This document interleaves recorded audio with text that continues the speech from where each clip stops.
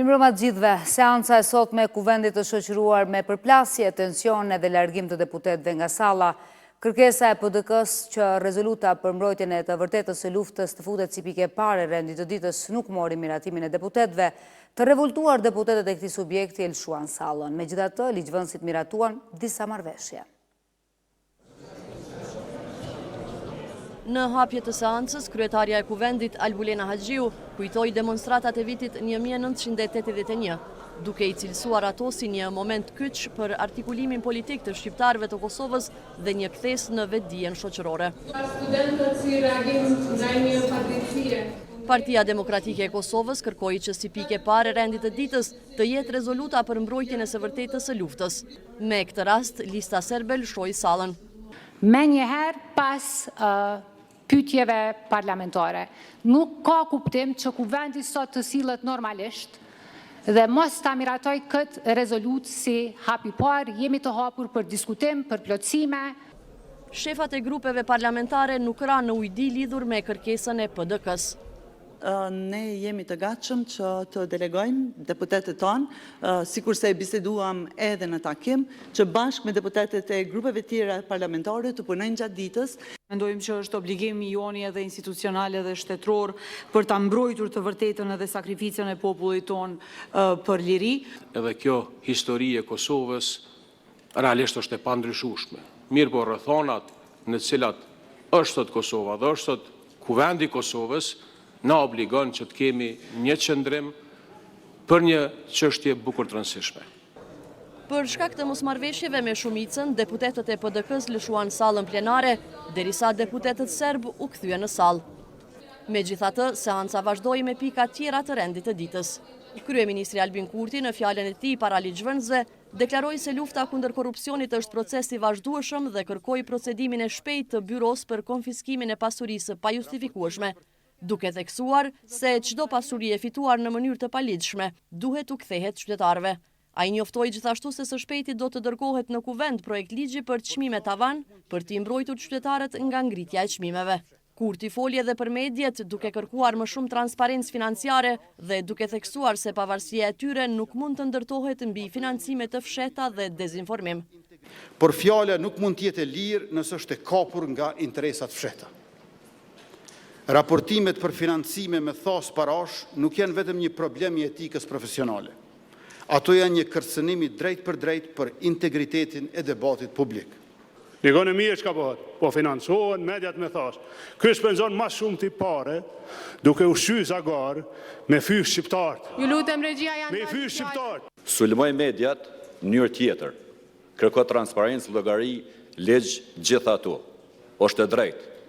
Po jo vetëm kur ty të pëlqen, ose kur juve pëlqen e tjetra nuk të pëlqen. Deputetët megjithatë arritën të miratojnë disa marrëveshje ndërkombëtare. Qëllimi i amendamentimit të kësaj marrëveshje është që zgjatja e afatit kohor për zbatimin e projekteve përkatësisht që afati përfundimtar për zbatim të jetë 10 vite pas arritjes së marrëveshjes fillestare dhe meqense ajo marrëveshje ka hyrë në fuqi në vitin 2019, afati për zbatim zgjatet deri në vitin 2029. Po ashtu, ligjvënësit formuan disa komisione ad hoc, ndërtohet edhe komisioni ad hoc për përzgjedhjen e kandidatëve për antar të bordit të radio-televizionit të Kosovës. Pikat e tjera mbetën pa u votuar për shkak të mungesës së kuorumit.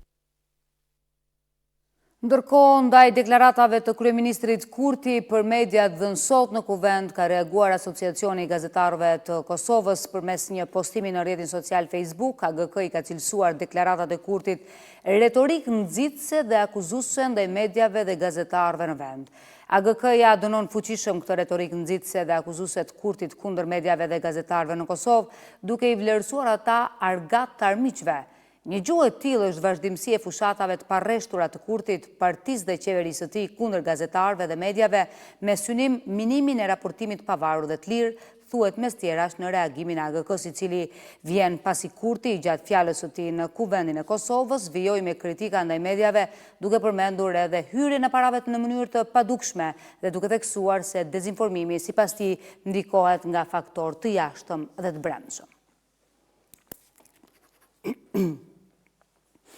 Ushtruesi i detyrës së drejtorit përgjithshëm të Radio-Televizionit Publik të Kosovës, Hysen Undozi, ka vlerësuar formimin e komisionit ad hoc nga Kuvendi i Kosovës për zgjedhjen e anëtarëve të bordit të RTK-s si një zhvillim inkurajues për institucionin.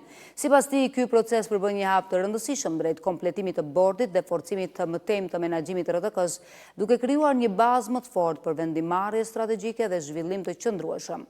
Undozi ka theksuar se RTK-n e pret një punë e madhe për të adresuar çështje thelbësore si sigurimi i financimit qëndrueshëm, zgjidhja e çështjes së pronës, avancimi teknologjik, përmirësimi i kushteve të punës për stafin, forcimi i kapaciteteve profesionale, rritja e cilësisë së përmbajtjes dhe thellimi i bashkëpunimit me partnerët ndërkombëtar. Afati për zgjedhjen e presidentit po shkon drejt fundit, por vendi ende mbetet pa marrëveshje politike. Presidentes Vjosa Osmani ka mbetur vetëm edhe pak ditë në detyrë, duke e bërë situatën më urgjente. Takimet mes liderëve për arritjen e konsensusit ende nuk janë konfirmuar, ndërsa thirrjet për bashkëpunim vazhdojnë. Në këtë situatë mbetet e paqartë nëse do të arrihet një marrëveshje në kohë apo vendi do të përballet me ngërç institucional.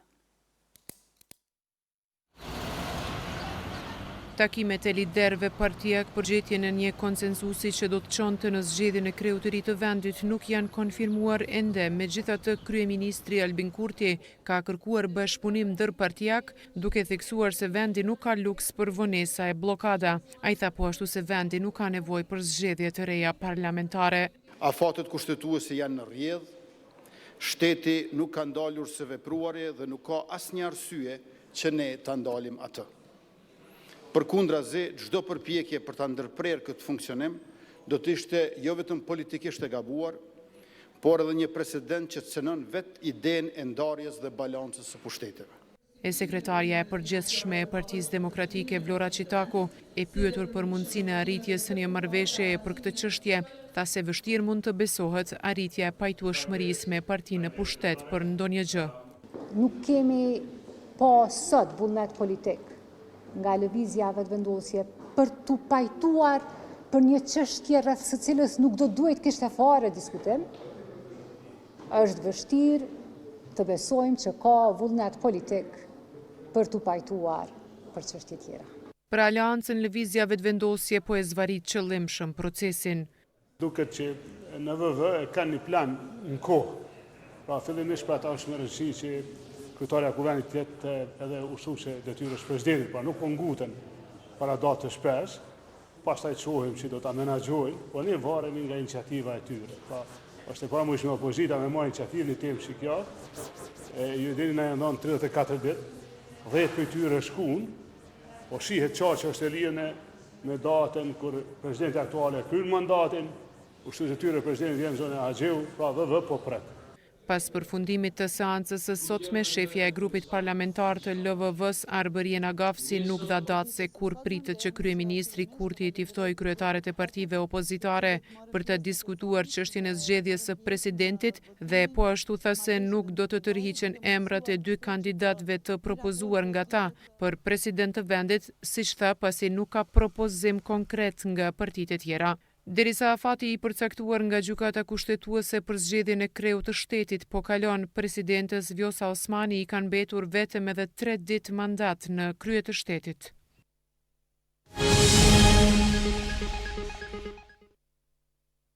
Do të ndrojmë tani temë. Familjet e fëmijëve me autizëm vazhdojnë të përballen me mungesë të shërbimeve bazë, përfshirë asistentët në kopsht dhe mbështetjen psikologjike. Këto nevoja u bëjnë thirrje për ndërgjegjësim gjatë marshit organizuar nga prindërit dhe shoqata autizmit. Në aktivitet u bashkuan edhe presidentja Vjosa Osmani dhe kryetari i Prishtinës Përparim Rama, duke shënuar kështu ditën ndërkombëtare të autizmit. Në Kosovë, fëmijët me autizëm vazhdojnë të përballen me mungesë të mekanizmave për identifikim dhe trajtim të hershëm. Në shumë shkolla ata nuk kanë asistent, ndërsa shërbimet të psikologët dhe logopedet nuk mbështeten nga qeveria apo komuna. Për këto mungesa në sheshin e Prishtinës u mbajt marshin ndërgjegjësues me moton "Miratojeni ligjin gjithëpërfshirës, autizmi nuk pret", një projekt ligj që qëndron si draft prej 10 vitesh. Gjendja persona me autizëm nuk është e mirë. Do me thonë edhe në fushat që prekën si arsimi, shëndetësia, çështje sociale, shërbimet e tjera. Neve jemi ty punu fort, se nuk kemi në Kosovë asnjë shoqatë apo qendër e cila ofron shërbime edhe për adult. Këtë vetë jemi të vëha përpjekje me fillu punën edhe për adult me autizëm që i bjen 18+. Këtij marshi ju bashkua presidentja Vjosa Osmani dhe kryetari i komunës Përparim Rama, të cilët kërkuan aprovimin e ligjit të gjithëpërfshirës. Ky ligj është i domosdoshëm në mënyrë që shteti të rritë përkrahjen ndaj të gjithë qytetarëve tonë. Të njëjtën kohë sot jemi këtu për të ngritur zërin për potencialin që e kanë fëmijët dhe të rriturit me autizëm dhe ata me nevoja të tjera të veçanta, sepse në fund të fundit asnjëri nuk jemi me aftësi të pakufizuara. Edhe këta fëmijë edhe këta të rritur kanë talente, kanë inteligjencë, kanë potencial nëpërmjet të cilit nëse shteti i përkrah, nëse shoqëria i përkrah, ai potencial pastaj do t'i rikthehet shoqërisë sonë, do t'i rikthehet shtetit tonë. Jemi duke punuar, kemi ndryshuar dhe rregulloren në zhvillimin e ndërtimeve të reja ku 3.5% të secilit ndërtim i kthehet komunitetit dhe si rezultat tash kemi më pas mundësi shtesë që t'ju ndihmojmë organizatave jo qeveritare të cilat mirën me sfida të tilla. Me rastin e ditës ndërkombëtare të autizmit, koalicioni i OJQ-ve për mbrojtjen e fëmijëve KAMF ka nxjerrë në pas sfidat të fëmijëve autik dhe prindërve të tyre, duke theksuar nevojën për më shumë investim në edukimin dhe vetëdijesimin e familjeve. Ndërsa artistja Sania Ajzeri Sufi me ekspozitën Dritë në heshtje sjell në ngjyra dhe portrete botën unike të fëmijëve me autizëm. Ekspozita me rastin e ditës botërore të ndërgjegjësimit për autizmin qëndron e hapur deri më 10 prill në objektin e vjetër të komunës së Prishtinës, duke promovuar përfshirjen, mirëkuptimin dhe mbështetjen për fëmijët dhe familjet e tyre. Instituti i Shëndetit Publik njoftoi për zgjerimin e grup moshave për vaksinim kundër human papilomavirusit me qëllim të parandalimit dhe uljes së rrezikut të dy gjinit. HPV-ja është një ndër shkaktarët kryesor të kancerit të qafës së mitrës dhe disa sëmundjeve të tjera serioze. Vaksinimi kundër human papilomavirusit që më parë ishte i detyrueshëm për fëmijët 11 deri në 12 vjeç, tani ofrohet edhe vullnetarisht për të rinjt deri në moshën 26 vjeç që nuk janë vaksinuar më përpara. Për moshat 26-45, vaksinimi bëhet vetëm me rekomandim të mjekut, sipas rrezikut dhe përfitimit individual. Sipas Institutit të Shëndetit Publik, brenda 2 viteve janë dhënë mbi 30.000 doza të vaksinës, ndërsa shpërndarja dhe administrimi i saj monitorohet vazhdimisht nga instituti.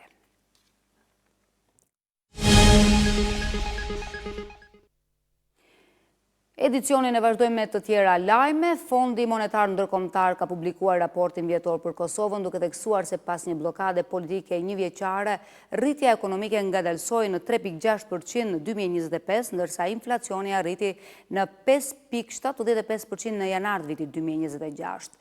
Parashikimet për 2026 tregojnë një rritje prej 3.3% dhe inflacion deri në 5.9% me një zgjerim të përkohshëm të deficitit të llogarisë aktuale. FMN-ja vlerëson se ekonomia ka perspektivë pozitive, por përballet me rreziqe nga situata politike dhe zhvillimet ndërkombëtare, duke rekomanduar reforma, kontroll të shpenzimeve dhe investime më të mençura për një rritje të qëndrueshme drejt standardeve të BE-s.